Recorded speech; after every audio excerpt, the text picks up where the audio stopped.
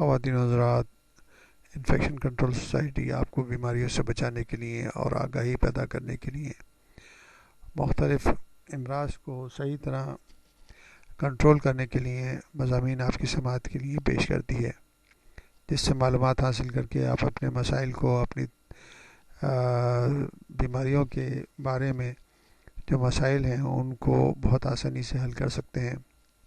دوائیں کس وقت لی جائیں اور کس طریقے سے استعمال کی جائیں، اس کا استعمال بھی بہت معلوم ہونا، اس کے استعمال کے بارے میں معلوم ہونا بہت ضروری ہے۔ اگر صحیح وقت پہ دوا استعمال نہیں کی جائے گی تو اس کا جسم پہ اثر بھی صحیح نہیں ہوگا۔ بے شمار ریسرچز مختلف اوقات میں کی جا رہی ہیں اور یہ نئی معلومات جو ہیں ہم آپ تک پہنچانا چاہیں گے تاکہ آپ تک بہتر معلومات کی روشنی میں آپ اپنی صحت کو بہتر سے بہتر رکھ سکیں۔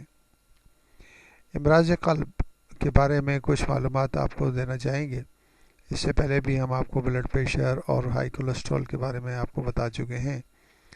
یہ بات کچھ عرصے پہلے کچھ لوگوں کو معلوم ہوئی کہ دل کے دورے اور فالج کے حملے یعنی کہ ہارٹ اٹیک اور اسٹروک دن کے دیگر اوقات کے مقابلے میں صبح کو ہونے کا امکان 3 گنا زیادہ ہوتا ہے، لیکن ابھی تک یہ واضح نہیں ہو سکا ہے کہ یہ ایسا کیوں ہوتا ہے۔ گزشتہ دنوں اوہایو میں case western reserve university school of medicine کی جانب سے شائع ہونے والی ریسرچ رپورٹ میں انکشاف کیا گیا ہے کہ اس ضمن میں ایک پروٹین KLF15 دل کی دھڑکن کو باقاعدہ رکھنے میں اہم کردار ادا کرتا ہے۔ ریسرچرز نے یہ دیکھا کہ 24 آورز کے دورانیے میں اس پروٹین کی سطح گھٹتی بڑھتی رہتی ہے۔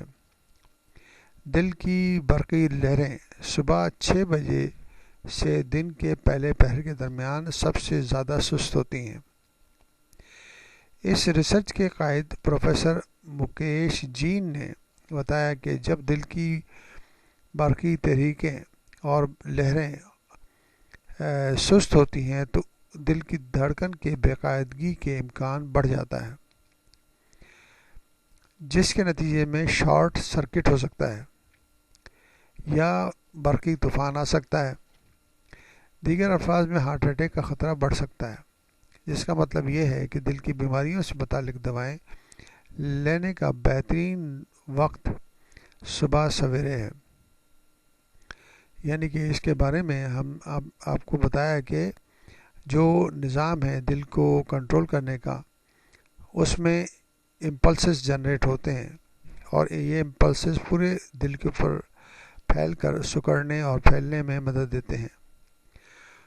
دل کی حرکت ہی خون کی روانی کو قائم رکھتی ہے اور سارے جسم کو زندہ رکھنے کے لیے ضروری ہے۔ اگر یہ سست پڑ جائے اور بے قاعدہ ہو جائے تو آپ اندازہ کر سکتے ہیں کہ کیا کیا مسائل پیدا ہو سکتے ہیں۔